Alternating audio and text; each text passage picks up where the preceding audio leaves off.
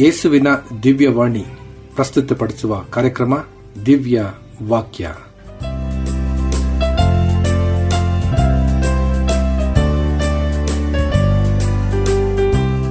ದಿವ್ಯ ವಾಕ್ಯ ಅಂತರ್ಜಾಲ ರೇಡಿಯೋ ಕಾರ್ಯಕ್ರಮವನ್ನು ಕೇಳುತ್ತಿರುವಂತಹ ಎಲ್ಲ ಶ್ರೋತೃಗಳಿಗೆ ನನ್ನ ನಮಸ್ಕಾರಗಳು. ಇಂದಿನ ದಿವ್ಯ ವಾಕ್ಯ ಕಾರ್ಯಕ್ರಮದಲ್ಲಿ NHF ಪದವಿ ಪೂರ್ವ ಕಾಲೇಜಿನಲ್ಲಿ ಸರಿಸುಮಾರು 35 ವರ್ಷಗಳು ಸೇವೆ ಮಾಡಿ ಈಗ ಕರ್ತನ ಸೇವೆಯನ್ನು ಮಾಡುತ್ತಿರುವಂತಹ ಆನಂದ್ ಭಾಸ್ಕರ್ ಅಣ್ಣನವರು ದೈವ ಸಂದೇಶವನ್ನು ನೀಡಲಿದ್ದಾರೆ. ನಿಮ್ಮಲ್ಲಿ ಏನಾದರೂ ಪ್ರಾರ್ಥನಾ ಮನವಿಗಳಿದ್ದರೆ ನಮಗೆ ಮುಕ್ತವಾಗಿ ಕರೆಗಳ ಮೂಲಕ ಅಥವಾ SMS ಸಂದೇಶಗಳ ಮೂಲಕ ತಿಳಿಸಬೇಕೆಂಬುದಾಗಿ ತಮ್ಮಲ್ಲಿ ಪ್ರೀತಿಯಿಂದ ಕೇಳಿಕೊಳ್ಳುತ್ತೇನೆ. ಅವರ ದೂರವಾಣಿ ಮೊಬೈಲ್ ನಂಬರ್ ಸಂಖ್ಯೆ ಈ ರೀತಿಯಾಗಿದೆ: 821052752768. ಮತ್ತೊಮ್ಮೆ ಹೇಳುತ್ತೇನೆ, 8217057268. ಪ್ರಿಯರೇ, ಇಂದಿನ ದೈವ ಸಂದೇಶವನ್ನು ಕೇಳೋದಕ್ಕಿಂತ ಮುಂಚಿತವಾಗಿ ಸುಮಧುರವಾದ ಈ ಭಕ್ತಿಗೀತೆಯೊಂದಿಗೆ ಇಂದಿನ ಕಾರ್ಯಕ್ರಮವನ್ನು ಪ್ರಾರಂಭಿಸೋಣವೇ? ನಾನು ಪ್ರಾರ್ಥನೆ ಮಾಡುವಾಗ ನನ್ನ ಹತ್ತಿರ ಇರುವವನೇ, ನನ್ನ ಪ್ರೀತಿಯ ಯೇಸುವೇ. ನಾನು ಪ್ರಾರ್ಥನೆ ಮಾಡುವಾಗ ನನ್ನ ಹತ್ತಿರ ಇರುವವನೇ, ನನ್ನ ಪ್ರೀತಿಯ ಯೇಸುವೇ. ನಾನು ಪ್ರಾರ್ಥನೆ ಮಾಡುವಾಗ ನನ್ನ ಹತ್ತಿರ ಇರುವವನೇ, ನನ್ನ ಪ್ರೀತಿಯ ಯೇಸುವೇ. ನಾನು ಪ್ರಾರ್ಥನೆ ಮಾಡುವಾಗ ನನ್ನ ಹತ್ತಿರ ಇರುವವನೇ, ನನ್ನ ಪ್ರೀತಿಯ ಯೇಸುವೇ.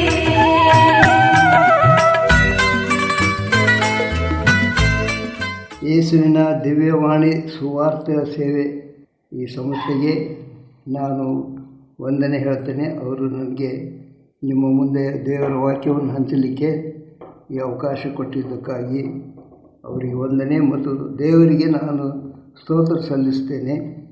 ಆತನ ವಾಕ್ಯವನ್ನು ನಾನು ಇವತ್ತು ನಿಮ್ಮ ಮುಂದೆ ಹೇಳಲಿಕ್ಕೆ ಆತನ ಅನುಕೂಲ ಮಾಡಿದ್ದಾನೆ. ನನ್ನ ಹೆಸರು ಆನಂದ್ ಭಾಸ್ಕರ್. ನಾನು ಉಪನ್ಯಾಸಕನಾಗಿ ಕೆಲಸ ಮಾಡಿ ರಿಟೈರ್ ಆಗಿದ್ದೇನೆ.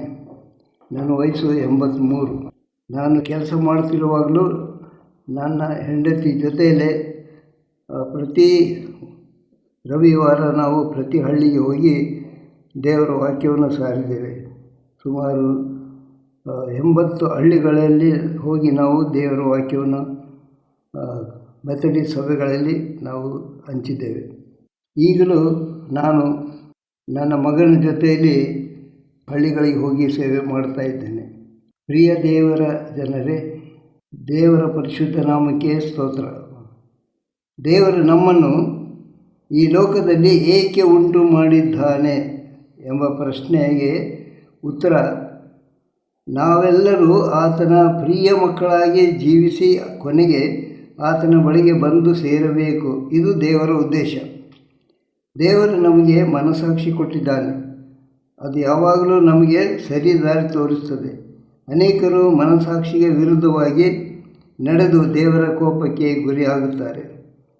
ಯಾರು ದೇವರ ಕೋಪಕ್ಕೆ ಗುರಿಯಾಗಬಾರದೆಂದು ಆತನು ತನ್ನ ಒಬ್ಬನೇ ಮಗನಾದ ಯೇಸು ಕ್ರಿಸ್ತನನ್ನು ಈ ಲೋಕಕ್ಕೆ ಕಳುಹಿಸಿದನು. ಸತ್ಯವೇದದಲ್ಲಿ ಯೋಹಾನನ ಸುವಾರ್ತೆ 3:16, ದೇವರ ಲೋಕದ ಮೇಲೆ ಎಷ್ಟೋ ಪ್ರೀತಿಯನ್ನಿಟ್ಟು ತನ್ನ ಒಬ್ಬನೇ ಮಗನನ್ನು ಕೊಟ್ಟನು. ಆತನನ್ನು ನಂಬುವೊಬ್ಬನಾದರೂ ನಾಶವಾಗದೆ ಎಲ್ಲರೂ ನಿತ್ಯ ಜೀವ ಪಡೆಯಬೇಕೆಂದು ಆತನನ್ನು ಕೊಟ್ಟನು.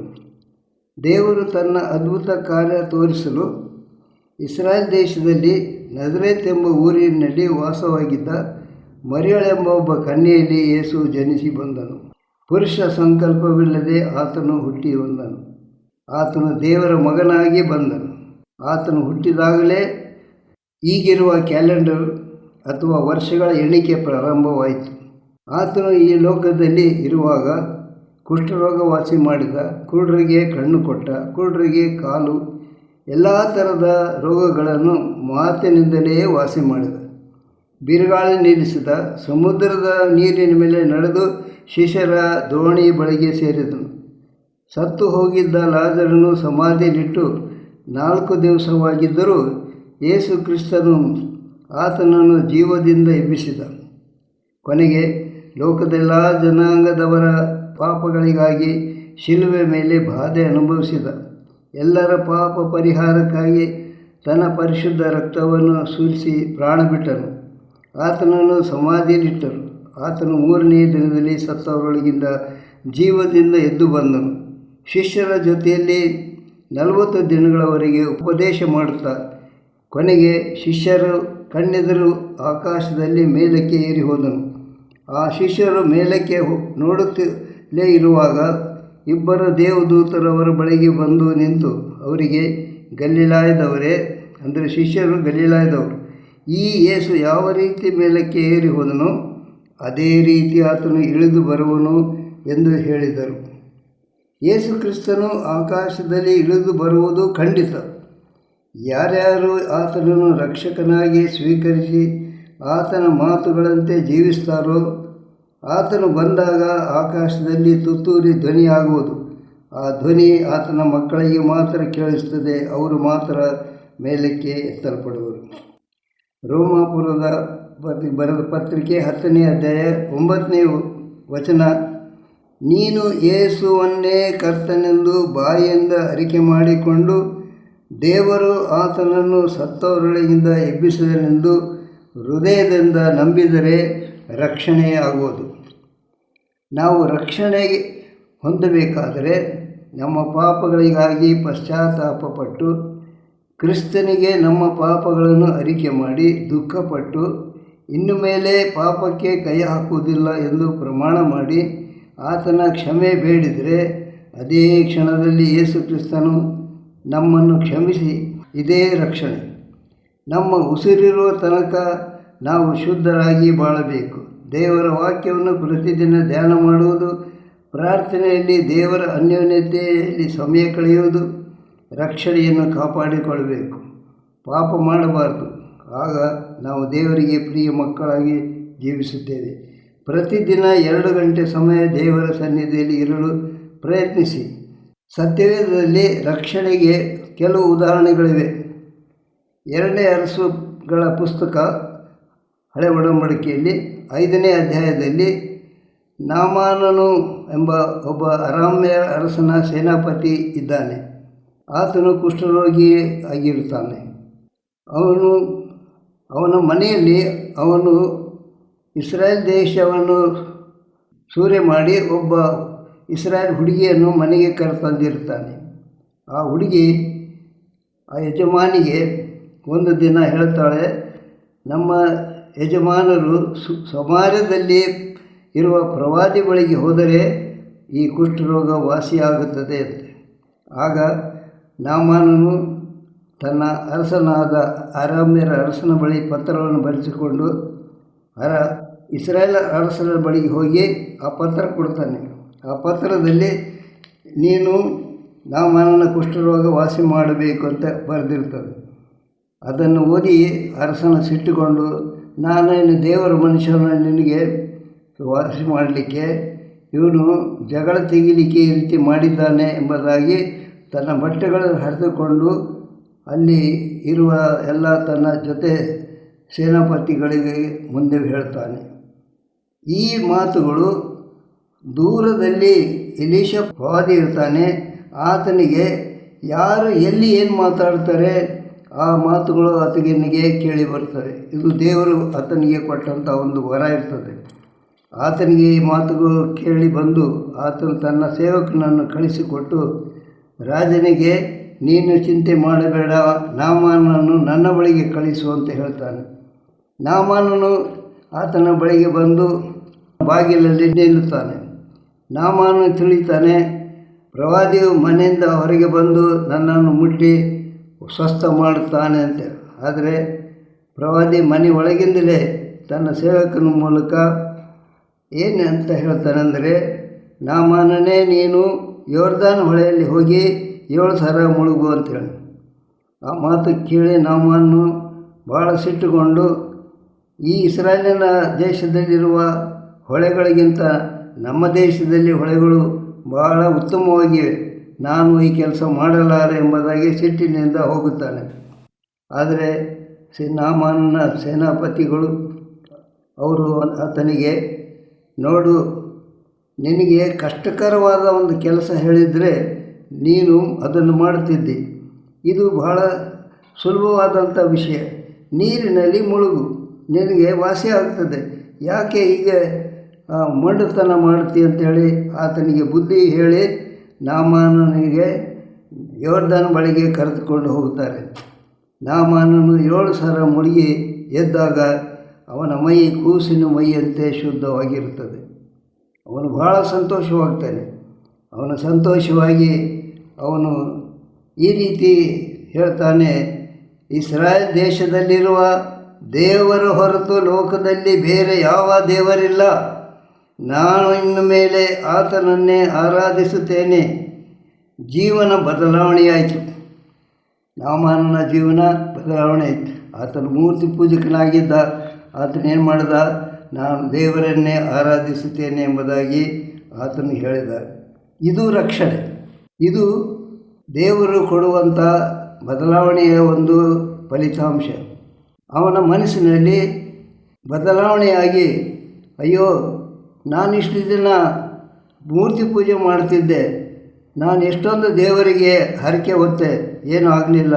ಆದರೆ ಇಲ್ಲಿ ಈ ಎಲೀಷ ಪ್ರವಾದಿ ಒಂದು ಮಾತಿಗೆ ನನ್ನನ್ನು ಸ್ವಸ್ಥ ಮಾಡಿದ್ನಲ್ಲ, ಈ ಎಲೀಷ ಪ್ರವಾದಿಯ ದೇವರು, ಈ ಇಸ್ರಾಯೇಲ್ ದೇಶದ ಜನರ ದೇವರೇ ನಿಜವಾದ ದೇವರು ಲೋಕದಲ್ಲಲ್ಲ ಅಂಥೇಳಿ ಆತನು ಅಂದಿನಿಂದ ಆತನನ್ನೇ ಆರಾಧಿಸಲಿಕ್ಕೆ ಪ್ರಾರಂಭ ಮಾಡಿದನೆಂಬುದಾಗಿ 2ನೇ ಅರಸುಗಳ ಪುಸ್ತಕ 5ನೇ ಅಧ್ಯಾಯದಲ್ಲಿ ನೀವು ನೋಡ್ತೀರಿ.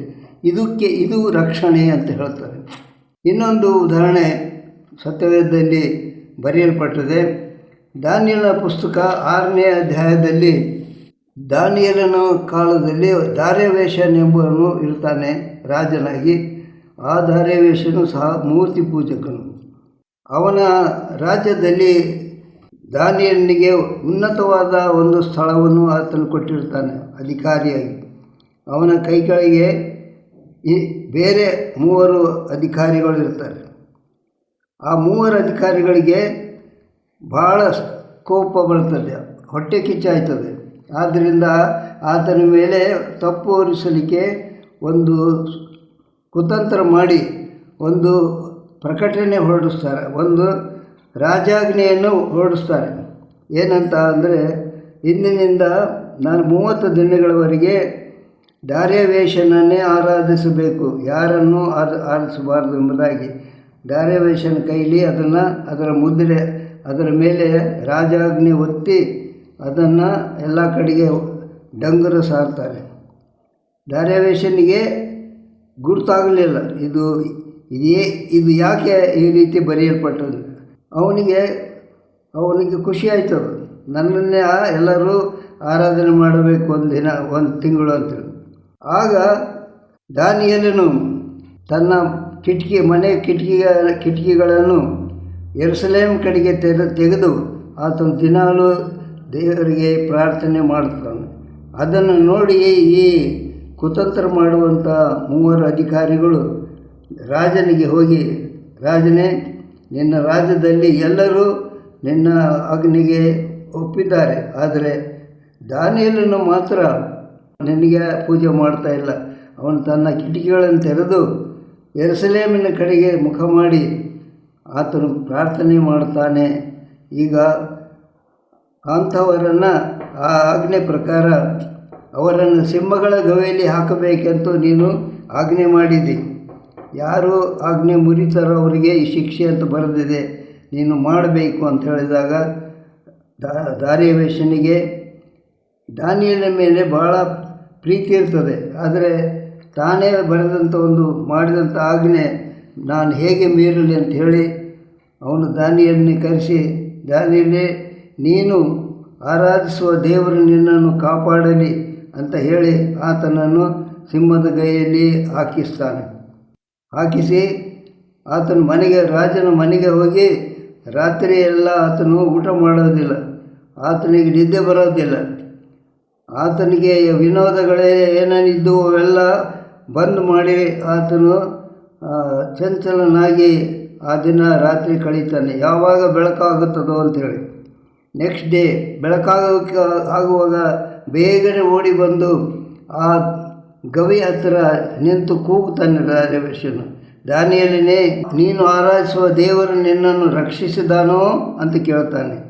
ದಾನಿಯೇಲನು ಅದಕ್ಕೆ ಉತ್ತರ ಕೊಟ್ಟು, ಹೌದು, ನನ್ನ ದೇವರು ನನ್ನನ್ನು ರಕ್ಷಿಸಿದ್ದಾನೆ, ಸಿಂಹ ಬಾಯಿಯನ್ನು ಕಟ್ಟಿದ್ದಾನೆ ಅಂತ ಹೇಳ್ತಾನೆ.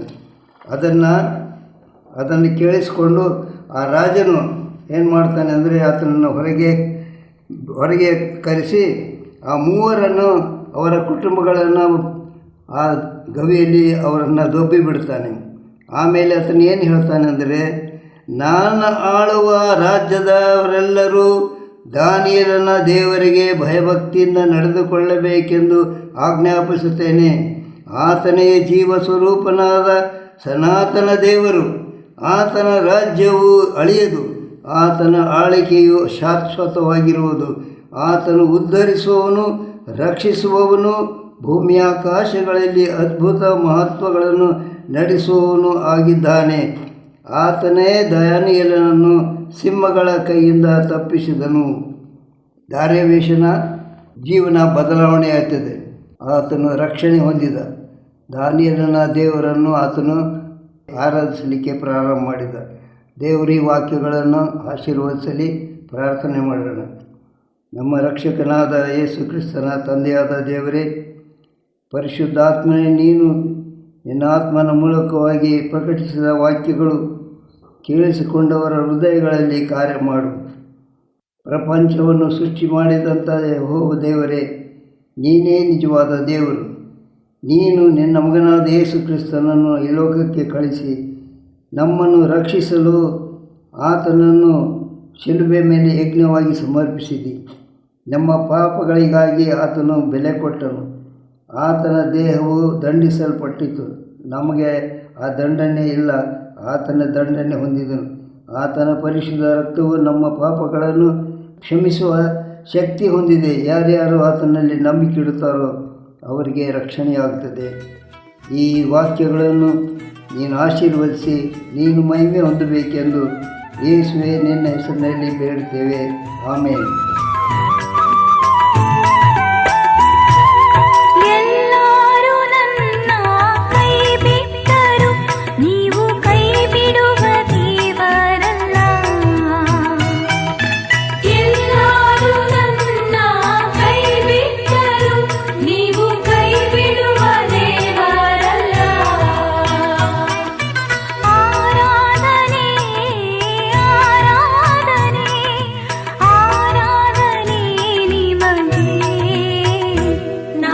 ಪ್ರಾರ್ಥನೆ ಮಾಡುವಾಗ ನನ್ನ ಹತ್ತಿರ ಇರುವವನೇ, ನನ್ನ ಪ್ರೀತಿಯ ಯೇಸುವೇ.